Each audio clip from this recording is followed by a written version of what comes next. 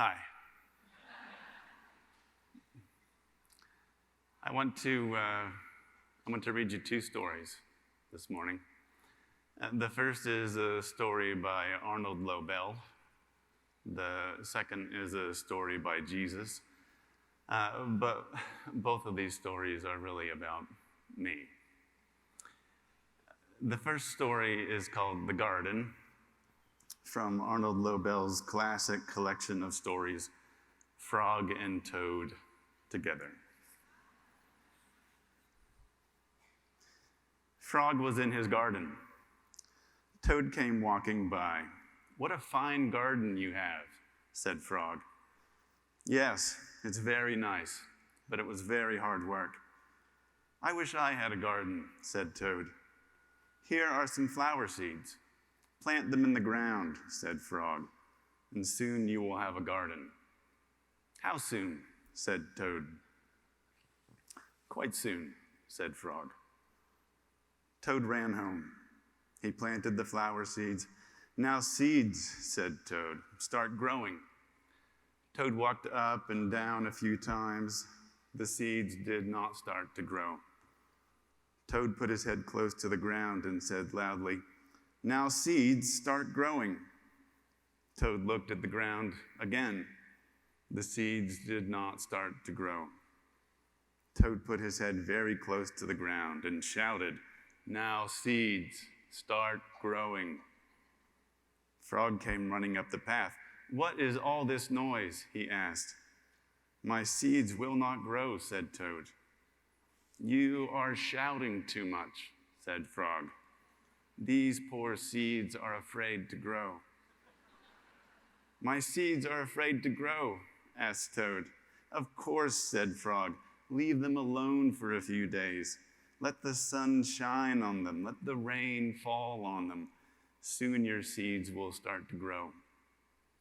That night, Toad looked out his window. "Drat," said Toad, "my seeds have not started to grow. They must be afraid of the dark." Toad went out to his garden with some candles. "I will read the seeds a story," said Toad. "Then they will not be afraid." Toad read a long story to his seeds. All the next day, Toad sang songs to his seeds. And all the next day, Toad read poems to his seeds. And all the next day, Toad played music for his seeds. Toad looked at the ground. The seeds still did not grow. "What shall I do?" cried Toad. "These must be the most frightened seeds in the whole world."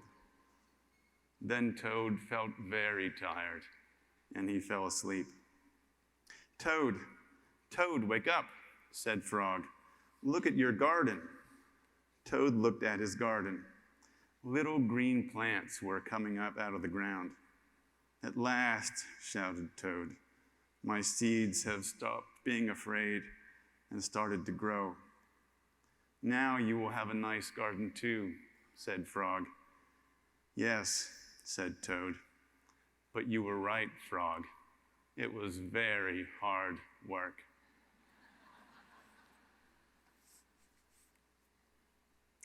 I'm like Toad. I want good things, but I don't actually know how gardens grow. Ignorant about the true nature of things, I tell myself stories instead. I make up ridiculous stories about why nothing will grow. And these stories, of course, aren't actually about the garden. They're really about me. Everything is about me. And so, buying my own ridiculous stories, I've dedicated my life to doing impossible and useless things. I've dedicated my life to doing very hard work that is, on its own terms, utterly beside the point. And truth be told, I suspect I'm especially like Toad. That is, adorably earnest and decidedly dim-witted when it comes to religion. I have recently come to what feels like a long time coming, but now obvious and unavoidable conclusion. After nearly 50 years of shouting at my seeds to grow, I've concluded that shouting may not work. After nearly 50 years of trying to earn God's love, of trying to prove that I deserve that reward, I've reached the blunt and sobering conclusion that God never asked me to do this. To understand how I'm like Toad, you must see just this. I've spent the better part of my life trying and failing to obey a commandment that God never gave. Like Toad, I've had the whole thing backwards. I've had life upside down. I've been looking through the wrong end. There is no commandment in any scripture delivered from any pulpit by any prophet in any age to make myself into someone that God could finally love. There is no commandment to make myself perfectly lovable. It is impossible to keep this commandment, this imaginary commandment to be perfectly lovable, because God never gave it. And for this same reason, it's impossible to break this commandment. It's impossible to break a commandment that God never gave. There is instead, as Steve Young reminds us, always and only the single, eternal, unconditional commandment to do love's work, to love God with all my heart, and then to join God in the hard work of loving others. My problem is that I have, all along, been telling myself a ridiculous story about how love is a reward, when in truth, love is a law. Love cannot be deserved. Love is always a commandment to be obeyed, full stop, and never a reward to be earned. Love is a verb, not a noun. Love is a work I must join, not a reward I can get. Love requires my participation, not my perfection. This is the secret, hidden from the foundation of the world. This is the good news of the gospel of Jesus Christ. Jesus has tried again and again to tell us this. I will open my mouth in parables, he said. I will utter things which have been kept secret from the foundation of the world. So consider this parable, maybe the most famous parable of all, with its own stubborn secret hidden in plain sight. A certain man had 2 sons, Jesus tells us, and the younger, acting as if his father were already dead, asks for his share of the inheritance. He receives it, he wastes it, he starves. Woken by his hunger, Jesus continues, this son then came to himself. I will arise and go to my father, the son thinks, and will say unto him, Father, I have sinned against heaven, and am no more worthy to be called thy son. Right. I am this younger son. This is me. This is how Toad and I think. Rather than treating love as a law, the younger son treats love as a reward that he has failed to earn. He treats love as something he could, with very hard work, deserve.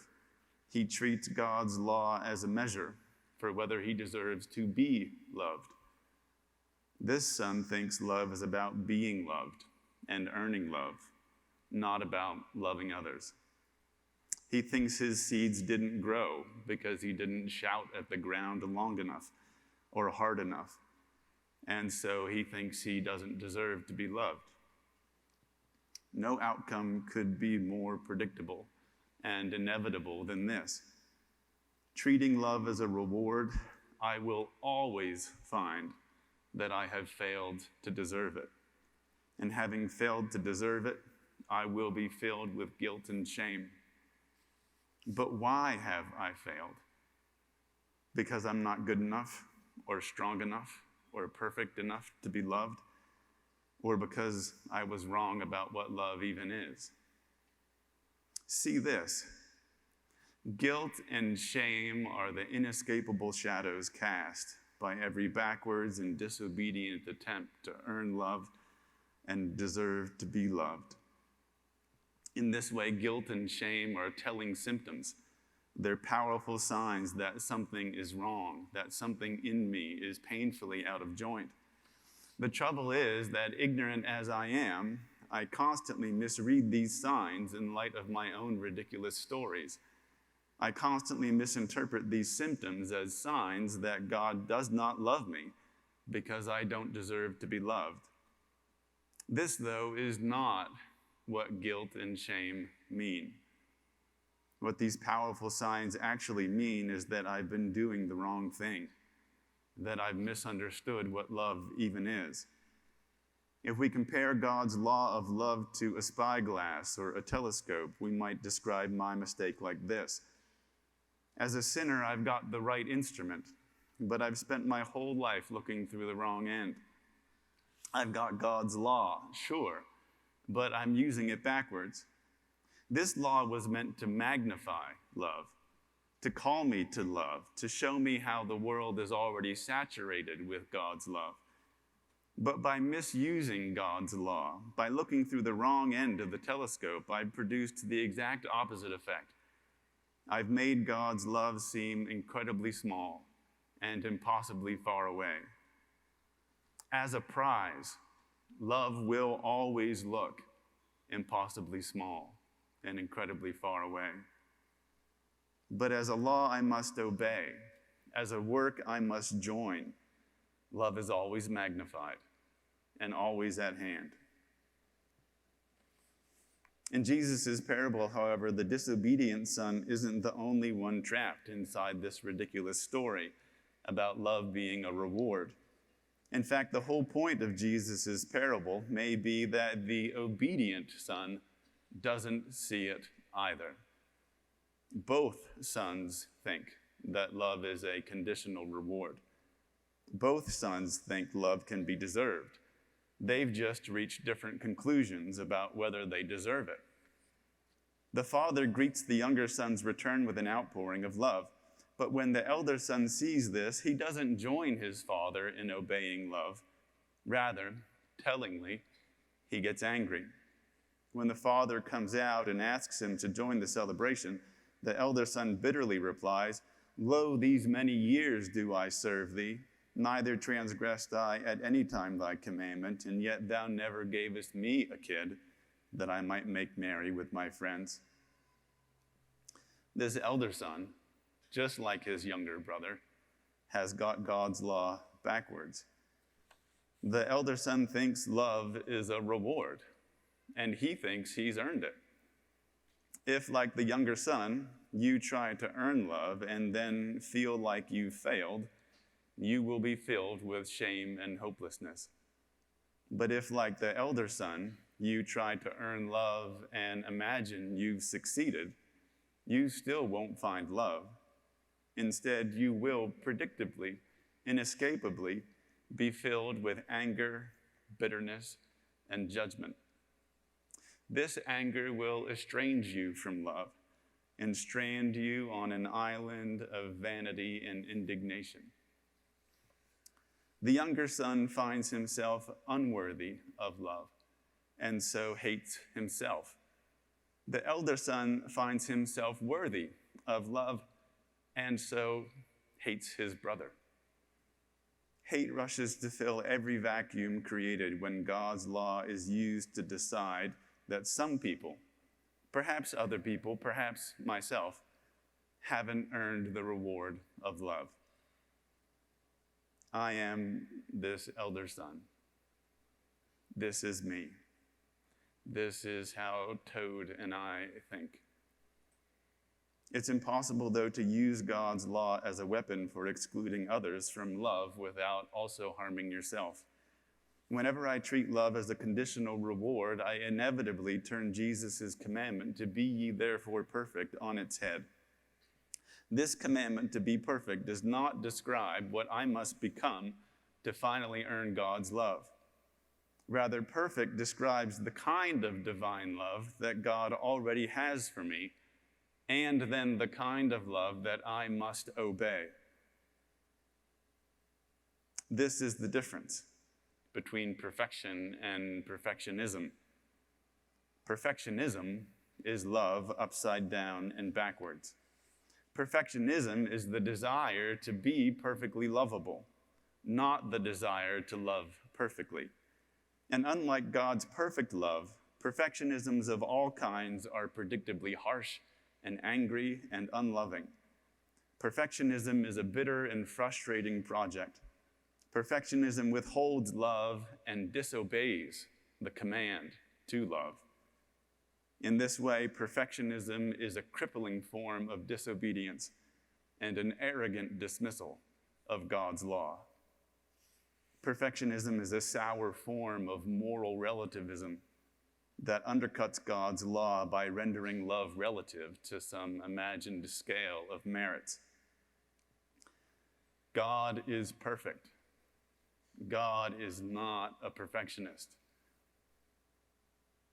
In this parable, the Father is the only one who thinks like God. The Father is the only one who knows how gardens actually grow. He's the only one who knows what love even is. Obedient to God's law, the Father isn't guilty or angry. He loves both his sons. When his younger son returns full of guilt and shame, the Father doesn't hesitate to love him. When he was yet a great way off, his father saw him and had compassion and ran and fell on his neck and kissed him. Humbled, the son protests, "Father, I am no more worthy to be called thy son." The father, though, ignores this ridiculous story and says to his servants, "Bring forth the best robe and put it on him, and put a ring on his hand and shoes on his feet, and let us eat and be merry, for this my son was dead and is alive again, was lost and is found." The Father knows both what God's law says and what God's law is for. He knows how to love. The Father, in other words, knows how to render righteous judgment. In Matthew 7, Jesus famously commands, "Judge not, that ye be not judged." But the Joseph Smith translation amends the verse as follows, "Judge not unrighteously, that ye be not judged, but judge righteous judgment." There are then two forms of judgment, unrighteous judgment and righteous judgment. What divides the one from the other? These forms of judgment are, I think, cleanly divided by whether we're treating love as a law or as a reward. If we think love is a special reward reserved only for those who have earned it, then we'll use God's law to judge what people deserve. We'll use God's law to divide the world up into those who deserve to be loved and those who don't. We'll use judgment as a weapon. This is unrighteous judgment. Righteous judgment, though, does just the opposite. Rather than judging others in a way that prevents me from loving them, righteous judgment treats love as a law that commands me to love them, even if, especially if, they are my enemies and do not deserve it. Unrighteous judgments ask, who? Who deserves to be loved? Righteous judgments ask, how? How must I love? Unrighteous judgments treat love as a rare reward, while righteous judgments treat love as a moral law. When I practice unrighteous judgment, I condemn not only others, I condemn myself to expecting and receiving this same kind of judgment. For with what judgment ye judge, ye shall be judged, Jesus says. Having misunderstood what love even is, I condemn myself to living as someone cut off from love. But when I obey love's law, when I stop judging who deserves to be loved and exclusively use God's law to judge how to love, then I have found it. In other words, obedient to love, I live like the Father. I judge like the Father. I obey God's law like the Father. When the elder son angrily demands to know why his obedience hasn't earned him more love than his younger brother, the father doesn't get angry, but he also does not endorse the elder son's treatment of love as a reward that he's earned. Rather, the Father simply promises all his love again and repeats the same thing he told the prodigal when he embraced him and welcomed him home. It was meet that we should make merry, for this thy brother was dead and is alive again, was lost and is found. This love, this compassion, the Father says, was meet. That is, it was required. It was necessary. It was commanded by God's own law. And this divine love never asks if you deserve to be loved. This divine law only asks if you are dead or alive, lost or found. It only asks how best to love you. This is the truth about how gardens grow. And this, while it is still very hard work, is work of an entirely different kind.